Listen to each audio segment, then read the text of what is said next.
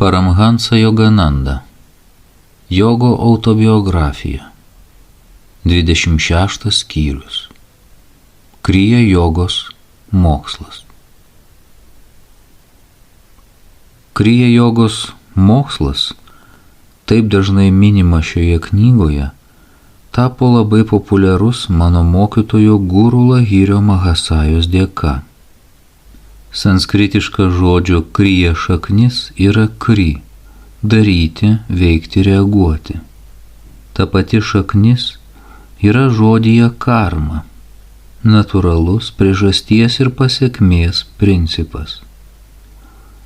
Taigi kriya joga yra vienybė, joga, su absoliutu per tam tikrą veiksmą ar ritualą. Ištikimai šią techniką praktikuojantis jogas pamažu išsilaisvina iš karmos arba universalios priežastingumo grandinės. Senoviniai jogos įstatymai draudžia man išdėstyti visą kriya jogą plačiai publikai skirtose knygos puslapiuose. Tikrosios technikos reikia mokytis iš kriyabano arba kriya jogo. Čia pakaks bendro apibūdinimo. Kriya joga yra paprastas psichofiziologinis metodas, kuriuo žmogaus kraujas dekarbonizuojamas ir prisotinamas deguonies. Tokio papildomo deguonies atomai paverčiami gyvybinę energiją, atnaujinančią galvos ir stuburo smegenų centrus. Pastaba. Žymus mokslininkas daktaras Georgas V. Krylas Klevelandas 1940 metais prieš Amerikos mokslo pažangos asociacijos susitikimą papasakojo apie savo atliktus eksperimentus, kuriais įrodė, jog visi kūno audiniai yra negatyvūs elektros prasme, išskyrus smegenų ir nervų sistemos audinius, kurie yra teigiami, nes daug greičiau įsisavina atgaivinantį deguonį. Pastabos pabaiga.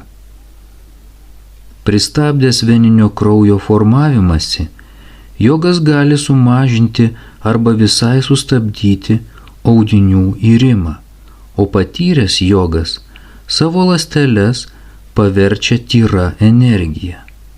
Elijas, Jėzus, Kabyras ir kiti pranašai praeityje buvo kriya ar kitos panašios technikos naudojimo meistrai, todėl galėjo kada tik panorėję dematerializuoti savo kūnus.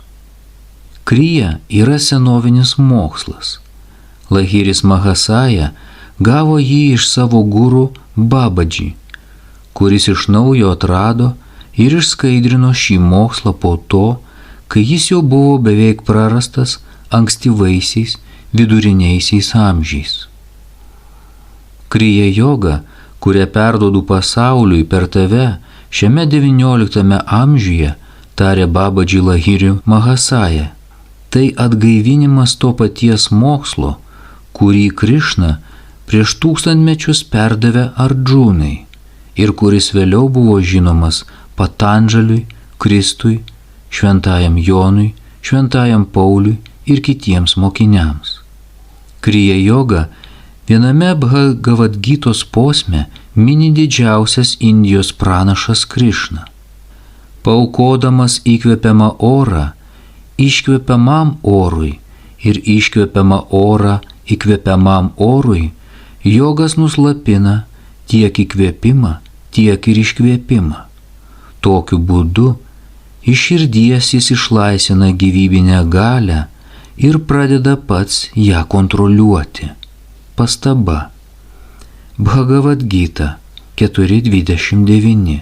Pastabos pabaiga. Paaiškinimas yra toks. Jogas sustabdo irimą, padidinęs gyvybinę energiją ir pasitelkęs apan, griaunančias sroves, sulaiko augimo kaitą. Tokiu būdu, sustabdęs irimą bei augimą ir nuraminęs širdį, jogas išmoksta valdyti gyvenimą. Dar Krišna teigia, Pastaba. Ten pat 4.1.2. Pastabos pabaiga. Jog tai jis praeitoje savo inkarnacijoje perdavė nesugriaunamą jogą senovės nušvitusiem Vivasvatui, o jis savo ruoštų perdavė ją garsiam įstatymų leidėjui Manui. Pastaba. Manavadharma Šastras, autorius. Šios kanonizuotų nerašytų įstatymų institucijos veikia Indijoje iki šių dienų. Prancūzų mokslininkas Luisas Žakojo rašė, jog Manaus gyvenimo datos prarastos prieš istorinio Indijos laikotarpio tamsoje, tačiau joks mokslininkas nedrįso atimti iš jo pačio seniausio įstatymų leidėjo pasaulyje vardo. 33-37 knygos Indijos Biblija puslapiuose Žakojo gretina skirtingus tekstus, norėdamas įrodyti, kad romėniškasis Justinijano kodeksas labai panašus į Manaus įstatymus. Pastabos pabaiga. Pastarasis jos paslaptis atskleidė Ikšvakui, Indijos saulės karių dinastijos įkūrėjui. Taip vieno kitam perduodama karališkąją jogą saugojo ryšiai iki pat materializmo amžiaus. Pastaba. Pagal hinduizmo šventraščių skaičiavimus materializmo amžius prasidėjo 3102 metais prieš mūsų erą. Tuomet prasidėjo žemyn einantis Dvaparos amžius.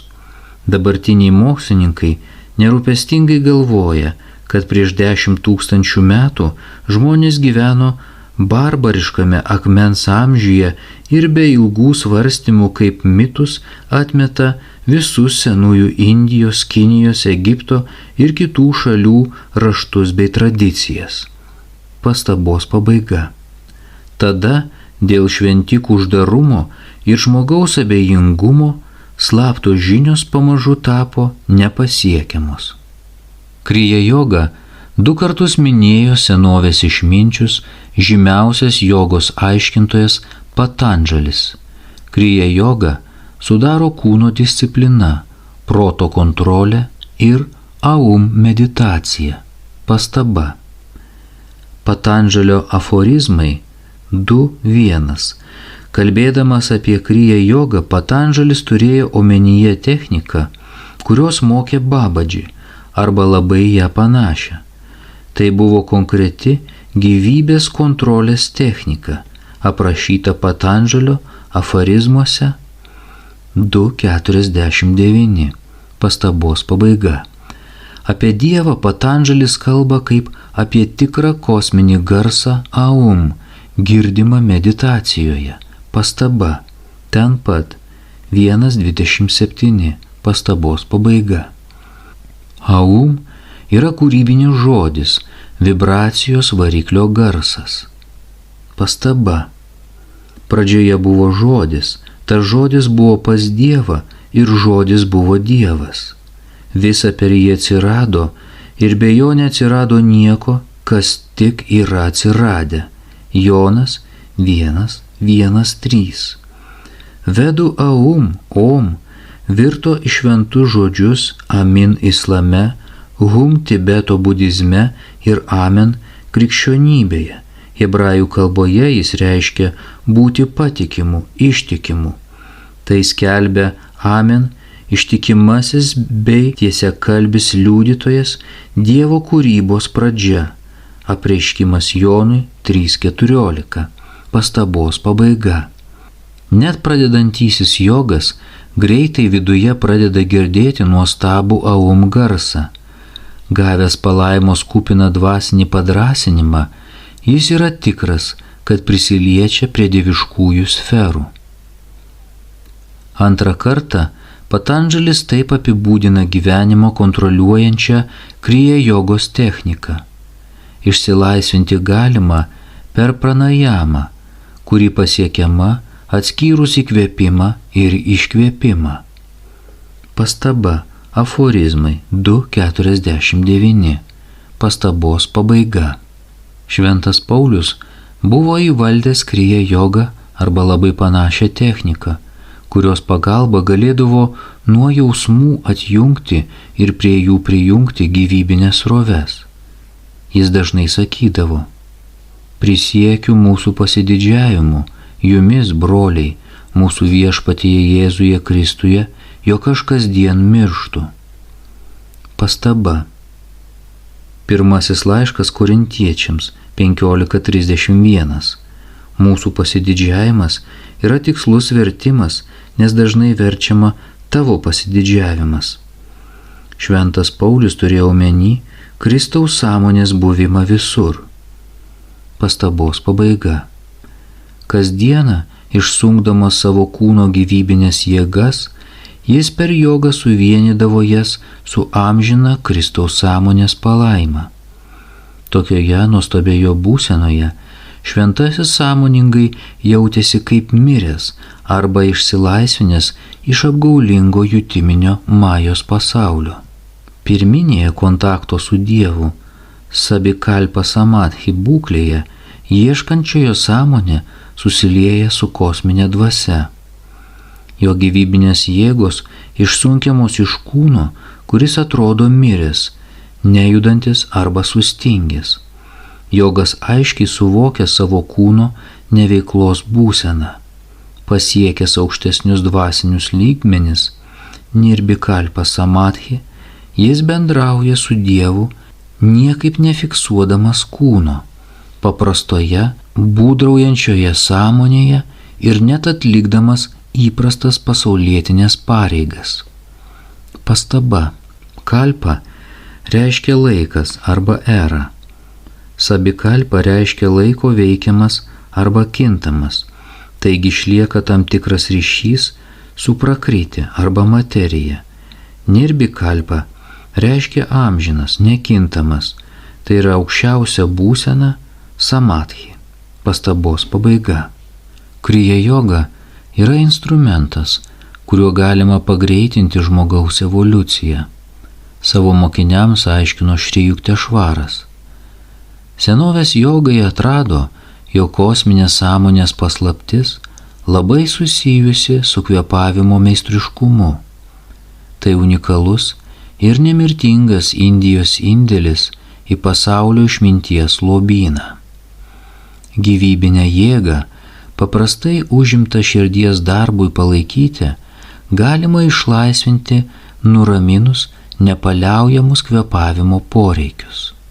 Kriya joga mintimis priverčia judėti gyvybinę energiją aukštyn žemyn, palei 6 stuburo centrus – smegeninis, kaklinis, nugarinis, juosmens, kryžkaulio ir stuburgalio rezginių, kurie atitinka 12 zodiako ženklų, simbolinį kosminį žmogų. Pusę minutės palei stuburo smegenis cirkuliuodama energija sužadina subtilų žmogaus evoliucijos progresą. Ta pusę minutės kriya jogos prilygsta metams įprastos dvasinės praktikos. Astralinė žmogaus sistema su 6, 12 pagal polariškumą žvaigždynais, besisukančiais aplink visažinės dvasinės akies saulę, siejasi su fizinė saulė ir 12 zodiako ženklų. Tokiu būdu visus žmonės veikia vidinė ir išorinė visata. Senovės ryšiai atrado, jog žemiška ir dangiška žmogaus aplinka kas 12 metų stumia žmogų jam skirto kelio link. Šventraščiuose įrodinėjama, jog žmogui reikia milijono metų normalios, sveikos evoliucijos, protui pakankamai ištobulinti ir kosminę sąmonę pasiekti. 1000 krijos pratimų, atliktų jogo kasdien per 8 valandas, atitinka 1000 natūralios evoliucijos metų, tai lyg 365 000 evoliucijos metų per 1 metus. Per 3 metus kriya jogos praktikuotojas normaliomis savo pastangomis gali pasiekti tą patį rezultatą, kurį paprastai žmonės pasiektų tik per 1 000 000 metų. Žinoma, trumpiausias krijos kelias galimas tik pažengusiems jogams. Padedami gurų, jie kruopščiai paruošia savo kūnus bei protus intensyvios praktikos sukurtai galiai priimti. Pradedantis krijos praktikuotojas 2 kart per dieną daro nuo 14 iki 28 pratimų. Daugelis jogų išsilaisvina per 6, 12, 24 ar 48 metus. Jogas, kuris miršta dar nepasiekęs galutinės realizacijos, atgimsta su gera praeities krijos praktikos karma.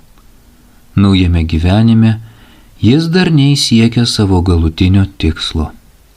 Vidutinio amžiaus žmogaus kūnas yra lyg 50 vatų lempa, negalinti išlaikyti milijono vatų galios, sukurtos labai intensyviai krija jogos praktikai. Pamažu ir nulatos intensyvinant krijos praktiką, žmogaus kūnas kasdieną vis labiau transformuojamas ir pagaliau tampa pasiruošęs išreikšti neišsemiamas kosminės energijos galimybės. Pirma, materialiai aktyvę dvasios apraišką. Kriya joga neturi nieko bendro su neumoksliniais kvėpavimo pratimais, pateikiamais daugybės suklaidintų fanatikų. Jų pastangos jėga sulaikyti kvėpavimą plaučiuose yra ne tik nenatūralios, bet ir aiškiai nemalonios. Priešingai, kriya joga nuo pat pradžios lydi ramybę ir raminantis atsinaujinimo pojūčiai nugaroje. Senoji jogos technika kvėpavimą paverčia protu. Dėl dvasinės pažangos kvėpavimą galima suvokti kaip protą, įsivaizduojamą kvėpavimą. Galima pateikti daugybę pavyzdžių apie matematinį žmogaus kvėpavimo tempo ir jo sąmonės būsenų kaitos ryšį. Žmogus, kurio dėmesys labai koncentruotas, pavyzdžiui, sprendžiant rimtą intelektinę problemą arba bandant atlikti tam tikrą subtilų ir sunkų fizinį darbą, kvėpuojama labai lėtai. Dėmesio sutelkimas priklauso nuo lėto kvėpavimo. Greitą ir nelygų kvėpavimą neišvengiamai lydi žalingos emocinės būsenos – baimė, aistra, pyktis. Nerimstanti beždžionė įkvepia ir iškvepia 32 kartus per minutę, skirtingai nei žmogus 18 kartų. Ilgamžiškumu garsėjantis dramblys, vėžlys, gyvatė ar kiti gyvūnai kvėpuoja už žmogų daug rečiau. Pavyzdžiui, 300 metų galintis gyventi vėžlys įkvepia ir iškvepia tik 4 kartus per minutę. Pastaba. Anot Lincolno esminės informacijos bibliotekos, didžiulis vėžlys gyvena nuo 200 iki 300 metų. Pastabos pabaiga. Gaivinantis miego poveikis siejasi su tuo, jog žmogus laikinai pamiršta savo kūną ir kvėpavimą. Miegantis žmogus tampa jogu. Kiekvieną naktį jis nesąmoningai atlieka jogos ritualus, atsieja nuo kūno ir sulieja gyvybinės jėgas su gydomosiomis rovėmis pagrindinėje galvos smegenų srityje ir 6 stuburo centrų subgeneratoriais. Tokiu būdu miegantysis nežinodamas pasineria į kosminės energijos saugyklą, palaikančią savo gyvybinės formas. Tikras jogas sąmoningai valdo paprastus ir natūralius procesus, priešingai nei lėtai alsuojantis miegantysis. Išmoktas technikas krijos praktikuotojas naudoja visoms savo ląstelėms prisotinti ir pamaitinti, neblėstančia šviesa, bei išlaikyti jas įmagnetintas. Moksliškai kvėpavimas pasidaro jam nebereikalingas. Todėl jogo nebevaldo nesąmoningas miegas ar apskritai nesąmoningumas. Praktikuojant kriya jogą, veltui nešvaistoma ir netiduodama jausmams išeinanti gyvybinė jėga, o priverčiama susijungti su paslaptingomis stuburo energijomis. Dėl tokių stiprinančių pratimų jogo kūnas ir smegenų ląstelės įelektrinami dvasiniu eliksyru. Tokiu būdu jogas išsilaisvina iš priklausomybės nuo gamtos dėsnių, kurie per aplinkinės tinkamo maisto, saulės, šviesos ir teigiamų minčių priemonės prie siekto tikslo jį atvestų tik per 1 milijoną metų. Reikia 12 normalaus sveiko gyvenimo metų menkiausiam pastebimam smegenų struktūros pokyčiui pasiekti ir tik per 1 milijoną metų galima pakankamai ištobulinti smegenis kosminiai sąmoniai apsireikšti. Atrišusi kvėpavimo virvę, kuri sielą saisto su kūnu, kriya joga ilgina gyvenimo trukmę ir plečia sąmonę iki begalybės. Šis jogos metodas įveikia proto bei materijos varžomų jausmų tampymasi ir išlaisvina dvasinį ieškotoją, kad jis vėl galėtų patekti į amžiną karalystę. Jis suvokia, kad tikrosios jo prigimties nevaržo nei materija, nei kvėpavimas, mirtina vergovė orui ir stichiškai gamtos prievartai. Savistaba arba sėdėjimas tyloje yra nemokslinis būdas per prievartą atskirti protą ir jausmus, sujungtus gyvybinių galių. Kontempliatyvų protą siekianti sugrįžti į dieviškumą, gyvybinės srovės nuolatos traukia atgal, jausmų link. Kriya, kontroliuojanti protą tiesiogiai per gyvybinės jėgas, yra lengviausias, veiksmingiausias ir moksliškiausias būdas priartėti prie absoliuto. Priešingai lėtam, netikram teologiniam keliui į Dievą, kriją paprasčiausiai galima palyginti su raketos skrydžiu. Jogos mokslas grindžiamas empiriniu visų koncentracijos ir meditacijos pratimų stebėjimu. Per jogą galima kada tik panorėjus prijungti arba atjungti gyvybinės sroves nuo 5 juslių – regėjimo, girdėjimo, uoslės, skonio ir lytėjimo. Išmokęs atjungti jausmus, jogas nesunkiai sujungia savo protą su dieviškosiomis rytimis arba materijos pasauliu. Gyvybinės jėgos daugiau jau nebegali gražinti jo į žemiškasias, triukšmingų pojūčių ir neramių minčių sferas. Galutinai pažaboja savo kūną ir mintis, kriya jogas pasiekia galutinę pergalę prieš paskutinį priešą – mirtį. Auk, mano siela, negailėk sau peno, turtinga būk, be rūbo prabangaus, kas dvasios lobiais nemariais gyvena, tasai niekingam laikui nevergaus. Pastaba. Šekspyras, 146 sonetas. Pastabos pabaiga. Patyrusio kriyos praktikuotojo gyvenimui įtaką daro ne praeitų veiksmų pasekmės, o vien tik sielos nurodymai. Tokiu būdu žmogus išvengia lėtos evoliucinės įprasto gyvenimo, egoistinių veiksmų, gerų ir blogų kontrolės, kuri reališkoms širdims atrodo tokia varžanti ir lėta kaip sraigė. Šis pranašesnis dvasinio gyvenimo būdas išlaisvina jogą, kuris nutraukia ego pančius ir mėgaujasi tobulą visur buvimo atmosfera. Priešingai jai, įprasto gyvenimo vergovė siejasi su nuolatiniu pažeminimu.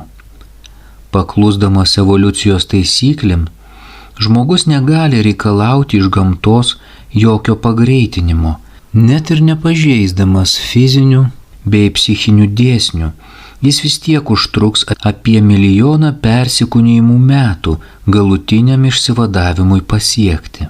Teleskopiniai metodai jogų, išsilaisvinusių iš fizinių ir protinių varžtų sielos individualumo vardan, patikimi tiems, kurie su pasibjaurėjimu žvelgia į tūkstančius metų. Šie skaičiai dar padidėja paprastam žmogui, negyvenančiam harmonijoje netgi su gamta, nekalbant jau apie sielą, ir siekiančiam dirbtinės painiavos, bei taip pat pažeidžiančiam normalią savo kūno ir proto būklę. Jam net 2 milijonų metų vargu ar užtektų išsilaisvinimui pasiekti. Grubus žmogus retai ar net niekada nesuvokia, kad jo kūnas yra karalystė, valdoma imperatoriaus sielos, ant kaukolio sosto kartu su pagalbiniais regentais esančiais 6 stuburo centruose arba sąmonės sferose. Tokia teokratija išsiplečia iki paklusnių pavaldinių minios 27 000 milijonų ląstelių, apdovanotų automatiniu intelektu, kurio pagalba kūnas atlieka visas savo pagrindinės kūno augimo, kaitos ir išardymo pareigas ir 50 milijonų šalutinių minčių, emocijų ir įvairių besikeičiančių būsenų žmogaus sąmonėje per 60 paprastų žmogaus gyvenimo metų. Bet kokio tariamo kūno ar smegenų ląstelių maišto prieš imperatorių sielą, pasireiškiančio kaip liga ar depresija, priežastis yra ne sutrikusių narių išdavystė, bet žmogaus piknaudžiavimas praeityje arba dabartyje savo individualumu ar laisva valia, duotomis jam kartu su siela ir niekada nepanaikinamomis. Savaime suprantama, kad susitapatindamas su paviršutinišku ego, žmogus galvoja, jog tai jis mąsto, trokšta, jaučia, virškina maistą ir palaiko savo gyvybę ir niekada nesusimąsto. Pakaktų visai nedaug, jog kasdienėme savo gyvenime jis yra niekas, praeitų savo veiksmų, karmos, aplinkos ar gamtos marionetė. Kiekvieno žmogaus proto reakcijas, jausmus, nuotaikas ir įpročius riboja atliktų šio ar praeito gyvenimo veiksmų pasekmės. Visgi karališka jo siela nepasiduoda tokiam poveikiui. Atmetęs laikinas tiesas ir laisvės, Kriya Jogas žengia anapus visų nusivylimų į nevaržomą būtį. Visi šventraščiai laiko žmogų ne gendančių kūnų, bet gyva dvasia. Kriya Joga padeda įrodyti šventraščių skelbiamą tiesą. Išorinis ritualas negali sunaikinti nežinojimo, nes jie nėra vienas kitam priešingi, rašė Šankara žymiame savo veikale Poezijos šimtmetis. Tik aiškiai įsisąmonintos žinios griauna nemokšiškumą. Žinios negali atsirasti tik klausiant, kas aš esu, kaip atsirado šita visata, kas yra jos kūrėjas, kokia yra pagrindinė jos atsiradimo priežastis. Tokie turėtų būti klausimai. Intelektas negali juos atsakyti, todėl ryšiai išplėtojo jogą kaip dvasinių dalykų techniką. Kriya Joga yra tikras ugnies ritualas, dažnai garbinamas Bhagavad Gytoje. Valanti jogos ugnis dovanoja amžiną nušvitimą ir todėl skiriasi nuo išorinių bei mažai veiksmingų religinių ceremonijų, kur tiesos suvokimas, skambant iškilmingoms vokalinėms giesmėms, dažnai sudeginamas kartu su smilkalais. Patyręs jogas atskyrė savo protą, valią ir jausmus nuo klaidingo jų tapatinimo su kūniškaisiais troškimais ir sujungęs protą su aukštesniosios sąmonės nugaro šventyklos galiomis, gyvena šiame pasaulyje pagal Dievo planą, neskatinamas nei praeities akstinų, nei naujų žmogiškų motyvacijų kvailumo. Toks jogas įgyvendina aukščiausią savo troškimą ir pasilieka galutinėje neišsemiamos palaimingos dvasios prieglaudoje. Į labirintą panašius savo troškimus jogas aukoja monoteistiniam laužui, kuris skirtas neprilygstamam Dievui. Tai iš tiesų yra tikra joginė ugnies ceremonija, kur visus praeities ir dabarties troškimus praryja dieviškosios meilės ugnis.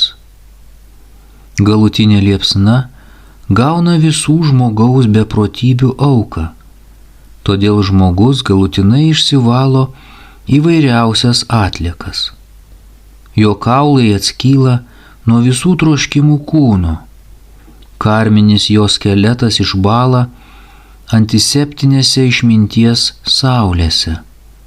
Žmogus pagaliau yra tyras, nepavojingas kitiems žmonėms ir kūrėjui. Turėdamas omeny tikrą ir metodinį jogos veiksmingumą, viešpats Krišna tokiais žodžiais garbina kryptingą jogą. Jogas yra daugiau pasiekęs už kūną alinantį asketą, netgi stipresnis už išminties kelio džnana jogos ar net veiksmo kelio karma jogos sekėjus. Tad būk, o mokiny Ardžūna, jogų. Pastaba. Bhagavad Gita 6.46. Pastabos pabaiga. Pabaiga.